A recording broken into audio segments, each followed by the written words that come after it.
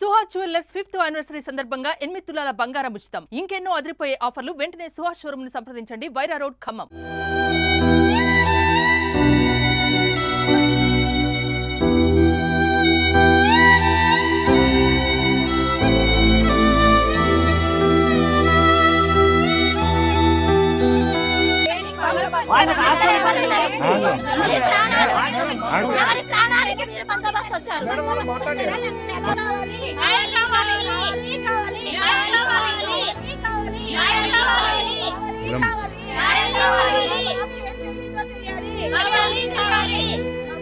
SR కాలేజీలో జరిగినటువంటి విద్యార్థి ఘటనపై ఉదయం నుంచి కూడా ఆందోళన చేస్తా ఉన్న వాళ్ళ తల్లిదండ్రులు, బంధువులు ఆందోళన చేస్తా ఉన్నా కానీ ఆ విద్యార్థికి ఏం జరిగిందనే విషయాన్ని ఇంతవరకు అధికారులు కానివ్వండి, ఇక్కడ ఉన్నటువంటి యాజమాన్యం కానివ్వండి ఏం చెప్పే పరిస్థితి లేదని చెప్తా ఉన్నారు. అయితే అమ్మ చెప్పండి, అసలు ఏం జరుగుతుంది? ఈ విద్యార్థి గురించి ఏమైనా చెప్పారా మీకు? సార్ మాకు అసలు ఏమైనా చెప్పలేదు సార్. హాస్పిటల్లో పోతే బాడీని చూపించట్లేదు, కాలేజీకి వస్తే పోలీసులు మమ్మల్ని బయటికి పంపిస్తున్నారు సార్. మరి మేము ఎంతో కష్టపడి బాబుని మిషన్ కుట్టుకొని చదువుకున్నాం సార్. 2 రోజుల మట్టి అసలు ఏది చూపించట్లేదు. మేము బయట నుంచి ఇక్కడే ఉన్నాం సార్. రోడ్డు మీద ఉన్న మనం పట్టించుకునే వాళ్ళు లేరు, పోలీసులు అసలు ఏ సమాధానం చెప్పట్లేదు సార్. ఏది ఉందని కూడా చెప్పట్లేదు. సమాధానం అంటూ ఏదైనా అసలు మీకు ఏం న్యాయం చేస్తాం, మేము ఏమేమి చూస్తాం అనే పరిస్థితి ఏంది అనేది అడగద్దా సార్? మరి అట్లా మమ్మల్ని పట్టించుకోవాలి కదా. మీరు ఎప్పుడు వచ్చారు? మేము వచ్చి ఇందాక వచ్చాం సార్. ఇప్పుడు మాకు తెలిస్తే జిల్లా మొత్తం తిరిగి వచ్చాం. కాలేజ్ అడ్రస్ దొరక్క హాస్పిటల్కి వెళ్ళారా? మేము హాస్పిటల్ వెళ్ళామండి, చూడనివ్వట్లేదు మమ్మల్ని బయట నుంచి అసలు చూడనివ్వట్లేదు. అది సార్ మరి మా పరిస్థితి మీరు ఏం చేస్తారో మీకు తెలుసు కదా సార్. కనీసం ఏమైందనేది చూపియాలిగా మేడం. మమ్మల్ని ఏమైంది మీకు బాబుకి అనేది కనీసం చూపియాలిగా సార్. మరి మీరు హాస్పిటల్కి వెళ్ళటం కానీ ఇక్కడ ఎవరినైనా అడగడం కానీ చేశారు? అడిగినామండి, అడిగితే ఎలాంటి రెస్పాన్స్ లేదు మాకు. అసలు అసలు ఏం చెప్పట్లేదు బాబు గురించి. అసలు అబ్బాయి పరిస్థితి ఎట్టుంది, ఎలా ఉంది, కండిషన్ అనేది కూడా మాకు చెప్పట్లేదు. మీరు ఏమనుకుంటున్నారు? అసలు అదే మాకే అర్థం కావట్లేదు. అసలు ఏంది ఎంత ఇట్లా ఏం బయట పడకుండా ఇంత సీక్రెట్ చేయాల్సిన అవసరం ఏముంది? అసలు ఆ తల్లి రాత్రి నుంచి అలా ఏడుస్తూ కూర్చుంది, కాలేజీ ముందు కూర్చుంది. కనీసం తల్లి కన్నా ఆ బాబుని చూపియాలి కదా. అంత చిన్న పిల్లడు జారిపడ్డానికి, అంత పెద్ద పిల్లోడు కదా, అంత ఈజీగా ఎలా జారిపడతాడు? కొట్టి పడేసిరా. మీరు అడిగారు ఇక్కడ అధికారులు? అసలు పట్టించుకునే ఆదరే లేదు అసలు ఇక్కడ. అంత పెద్ద పిల్లడు, చిన్న పిల్లడు జారిపడడానికి అంత ఈజీగా. విద్యార్థి తల్లి ఏదైతే ఉందో ఆమె పొద్దున్న నుంచి కూడా రోధిస్తూ ఇక్కడ హాస్పిటల్ ఇది కళాశాల ప్రాంగణంలోనే ఉంది. అయితే అదే ఉదయం నుంచి కూడా ఆమె మనం చూస్తూనే ఉన్నాం, ఇదే పరిస్థితిలో కనిపిస్తా ఉంది. అమ్మ చెప్పండి, అసలు మీరు పొద్దున్న నుంచి కూడా ఉన్నారు కదా, అసలు ఏమి ఇంతవరకు? పొద్దున్న నుంచి ఇన్నే ఉన్నామండి. 9ంటికి వచ్చిన వీడికి వచ్చిన దగ్గర నుంచి ప్రిన్సిపల్కి ఫోన్ చేస్తూనే ఉన్నాం. ఫోన్ స్విచ్ ఆఫ్ పెట్టిండు. ఒకసారి సిఐ ఫోన్ లిఫ్ట్ చేసి నాకు ఏంటి సార్ నేను మాట్లాడతా అంటే ఇచ్చిండు. సార్ ఇట్లా ఉంది పరిస్థితి, ఏంది సార్ నాకు కొడుకు గురించి ఇట్లా చేసిరేంది సార్ అంటే, మేమేం చేయమమ్మా, నైట్ పట్టించుకొని చూసి హాస్పిటల్కి తీసుకుపోయినాక మేము పట్టించుకుంది ఏంది అన్నాడు. పట్టించుకుంటే ఎట్లుంటుందా సార్, ఇక్కడికి వచ్చి చెప్పండి సార్, మీరేం చేయకుండా నీడ పెట్రోల్ పోసుకొని గాల పెట్టుకుంటా అన్నా అంటే, ఉన్నదుండగా ఇంకోటి ఏందమ్మా, ఇప్పుడు ఉన్నది ఎట్లాగో ప్రాబ్లం కదా, ఇంకో ప్రాబ్లం మీరు చెయ్యొద్దు అని నిమ్మలంగా సమాధానం చెప్తుండే సార్. మీడియా వాళ్ళకి నేను రికార్డింగ్ చేద్దామని మీడియా వాళ్ళ దగ్గరికి పోగానే ఎస్ఐ ఫోన్ లాక్కుండా ఆ రికార్డింగ్ వినిపినియలే, బయటికి రానియలే, ప్రిన్సిపాల్ మాటలు బయటికి రానియలే. అది సార్ జరిగింది. అంటే మీరు పొద్దున్న నుంచి చేస్తానే ఉన్నారు, మధ్యాహ్నం ఒక్కసారిగా మీరు ఫ్రీ అయ్యారు అంటే మీకు అప్పుడు ఏమైనా సమాచారం తెలిసిందా? మాకు నైట్ తెలిసింది సార్. కాదమ్మా, మీరు ఉదయం నుంచి ఇక్కడే ఉన్నారు, చూస్తూనే ఉన్నాం. మీరు మధ్యాహ్నం ఒక్కసారిగా ఆగిపోయారు అంటే మీకు ఏమైనా సమాచారం అందిందా? అప్పటిదాకా కొట్టుకుంటుంటే ఒకసారి చచ్చిపోయిందని చెప్పారు, ఒకసారి ఏం ప్రాణం ఉందని చెప్పారు. అసలు ఏం జరిగింది, హైదరాబాద్ అన్న తీసుకుపోని సార్ అని పోలీసు వాళ్ళతో రిక్వెస్ట్ చేసినాం. సార్ ఇక్కడ కాదు, ఇదంతా టైం వేస్ట్ చేసుకుంటే మా ప్రాణం విలువ సార్, ఒక్కొక్క నిమిషం నా కొడుకు ప్రాణం విలువ సార్ అంటే, ఆడ నిలబెట్టి మాట్లాడిచ్చి తర్వాత ఒక పిటిషన్ ఇవ్వండి అమ్మ మీరు అన్నారు. పొద్దున్నే 9ంటికి పోయి కంప్లైంట్ ఇచ్చినాక దానికేం రెస్పాండ్ అవ్వలే. మళ్ళీ పిటిషన్ ఇవ్వమని ఇక్కడ చెప్తే ఇక్కడ పిటిషన్ రాసి ఇచ్చినాక తీసుకొని స్టేషన్కి వెళ్ళారు సార్. 12-1 ప్రాంతాన్ని వెళ్ళారు. ఇంతవరకు స్టేషన్ నుంచి మా వాళ్ళు రాలేదు, ఆ ప్రిన్సిపల్ని చూపించలేదు. ఇంతవరకు ఆ ప్రిన్సిపల్ కొంచెం కూడా రెస్పాండ్ అవ్వలేదు సార్.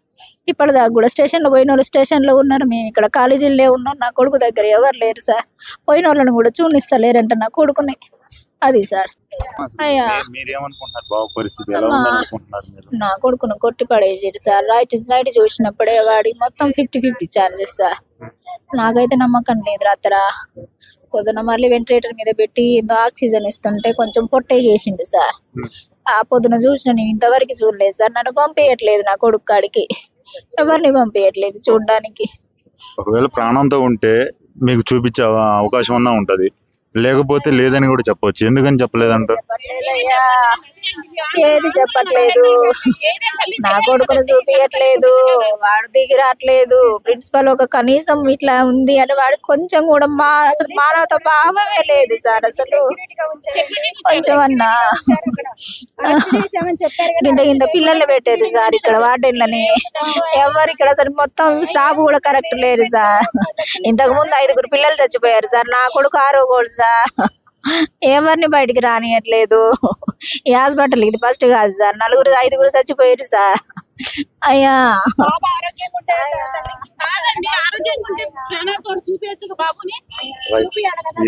ఈ కళాశాలలో ఇప్పటి వరకు నలుగురు పైన విద్యార్థులు మరణించారు. సరైన యాజమాన్యం సరిగా చూడకపోవడం వల్ల ఇక్కడ విద్యార్థులు చనిపోతా ఉన్నారు. అయితే ఈ పొద్దున్న నుంచి మేము ఆందోళన చేస్తా ఉన్నా, రోధిస్తా ఉన్నా కానీ మమ్మల్ని పట్టించుకునే పరిస్థితి లేదు. అసలు మా బాబుకి ఏం జరిగిందనే విషయం కూడా మాకు తెలియని పరిస్థితిలో ఉంది. కనీసం అతను చూపించినా సరే మేము అతని దగ్గరికి వెళ్ళి ఈ టైం సుమారు 10 గంటల పైన మేము ఎదురు చూస్తా ఉన్నాము. అసలు ఎట్లాంటి పరిస్థితుల్లో ఉన్నాడో కూడా అర్థం కాని పరిస్థితిలో ఉంది. సుమారు ఇప్పుడు 6:30 కావస్తా ఉంది. మేము మిడ్-నైట్ 2 గంటలకు వచ్చి మేము 2 గంటల నుంచి మేము ఇక్కడే ఉన్నాము అని చెప్పి ఆమె రోధిస్తున్న పరిస్థితి అయితే కనిపిస్తుంది. అయితే అధికారులు కూడా ఇంతవరకు ఏమి చెప్పకపోవడం కూడా అనుమానాస్పదంగా ఉందని చెప్పి చూస్తా ఉంటే తెలుస్తా ఉంది. ఎందుకురో తెలియాలండి ఫస్ట్ మాకు ఇక్కడ. అసలు ఇంతమంది పోలీసులు ఎందుకున్నారు? పిల్లగాడి ప్రాణం అన్న ఉండాలి, కాలేజ్ సీల్ అన్న చేయాలి. ఈ రెండిట్లో ఏదన్నా ఒకటి జరగాలి. కాలేజ్ సీల్ అన్న చేయాలి, పిల్లగాడి ప్రాణం అన్న చూపెట్టాలి. కనీసం పిల్లగాడు ప్రాణాలతోటి ఉండు అన్న మాకొక్క ఏదన్నా ఒక క్లూ అన్న ఇవ్వాలి. పిల్లగాడు ఎలా పడ్డాడు, ఎలా దూకిండు, ఇవన్నీ వద్దండి మాకు. ఇవన్నీ వద్దు, ఇవన్నీ డెడ్. ఒకటి పిల్లగాడు ప్రాణాలతోటి ఉండడా ఒక్కటి చెప్పండి. లేదంటే కాలేజ్ సీల్ చేయండి. ప్రిన్సిపాల్ నా కొడుకు రావాలి ఇడికి. వాడి కాలేజ్ ఎవరు? కాలేజ్ లో పిల్లగాడి సీనియర్స్ ఎవరు? కాదండి, పిల్లగాడి సీనియర్స్ ఎవరు, జూనియర్స్ ఎవరు, క్లాస్మేట్స్ ఎవరు, ఎనిమీస్ ఎవరు? అసలు టార్గెట్ చేసింది ఏంది? పిల్లగాడిని పోస్ట్ మార్టం చేయండి, లేకుంటే కాలేజ్ క్లాసులు కావాలా మీకు? క్లాసులు ప్రిన్సిపల్ చంపిడా, స్టూడెంట్స్ చంపిరా, ఎవరు చేసిన పిల్లలు? మా పిల్లగాడు మాకు కావాలి. మా పిల్లగాడు మా ప్రాణాలతో ఇస్తే మేము వెళ్ళిపోతాం. మాకేం అవసరం లేదు ఇక్కడ. మా పిల్లగాడిని మేము ఎట్లా హాస్టల్ వేసినామో మాకు అట్లా ఇవ్వండి, మేము వెళ్ళిపోతాం. మాకు ఈ కాలేజ్ తో సంబంధం లేదు, మాకేం సంబంధం లేదు. మా పిల్లగాడిని మా ప్రాణాలతో చేతిలో పెట్టండి. మాకు పిల్లగాడు ప్రాణాలతో మా చేతిలో పెడితే మాకు ఈ కాలేజ్ తో సంబంధం వెళ్ళే అసలు అవసరం లేదు. మా కాలేజ్ తో సంబంధం లేదు. కాలేజ్ ఆ తల్లి ఆడ గోస పడుతుంటే పట్టించుకోరా కాలేజ్ అని. అది ప్లీజ్ కట్టు వదిలేస్తారా? ఫీజులు కట్టు ఇట్లా వదిలేస్తారు కదా తల్లిదండ్రులు. ఫీజులు కట్టు అడగరా? అంత నిర్లక్ష్యం వదిలేస్తారా? కనతల్లి గోస అంటే అంత నిర్లక్ష్యం. అలా జరిగినప్పుడు మేనేజ్మెంట్ తప్పు లేనప్పుడు మధ్యాహ్నం వెంటనే పేరెంట్స్ కి కంప్లైంట్ చేయాలి కదా. పేరెంట్స్ కంప్లైంట్ చేయలేదంటే అర్థమైంది మేనేజ్మెంట్ తప్పు 100% ఉంది కాబట్టి పేరెంట్స్ కి కంప్లైంట్ చేయలేదు. పేరెంట్స్ కంప్లైంట్ చేయలేదంటే మేనేజ్మెంట్ తప్పు ఉంది, ఖచ్చితంగా ఉంది.